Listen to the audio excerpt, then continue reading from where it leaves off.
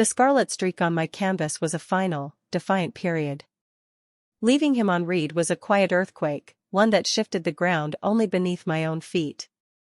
For a full day, my phone felt like a live wire in my pocket.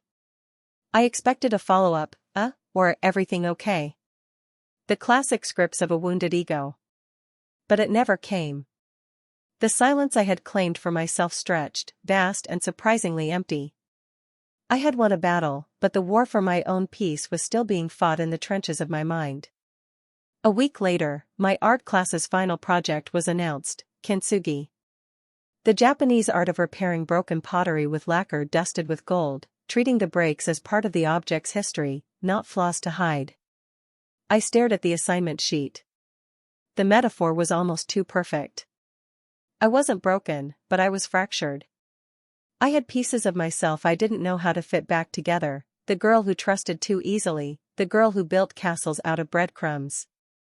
I bought a cheap ceramic mug and, in my backyard, smashed it. The crack was a sharp, conclusive sound. Gathering the shards, my hands were steady. In the studio, the real work began.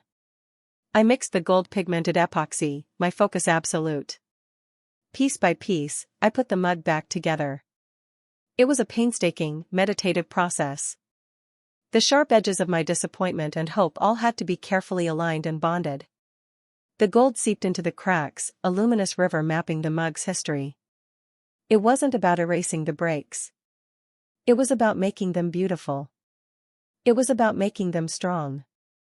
The day I finished, I placed the mended mug on my windowsill. The morning sun hit it, and the golden veins seemed to glow with an inner light. It was whole, but different. Unmistakably flawed, and infinitely more interesting than before. My phone buzzed. Another unknown number. A different area code. Unknown, hey Maya, it's Leo. I got a new number. Can we talk? I looked from the screen to the mug, its golden scars shining. He was a shard from my past, and I had already finished putting myself back together. I had no space for him in this new mosaic. I didn't block the number. I didn't get angry. I simply selected the message and tapped delete. This time, there was no drama, no shaky breath. It was just a quiet, administrative task. The silence that followed was no longer empty. It was filled with the light from my golden mended mug, and the profound, peaceful understanding that some stories don't need another chapter. They just need a beautiful, deliberate end.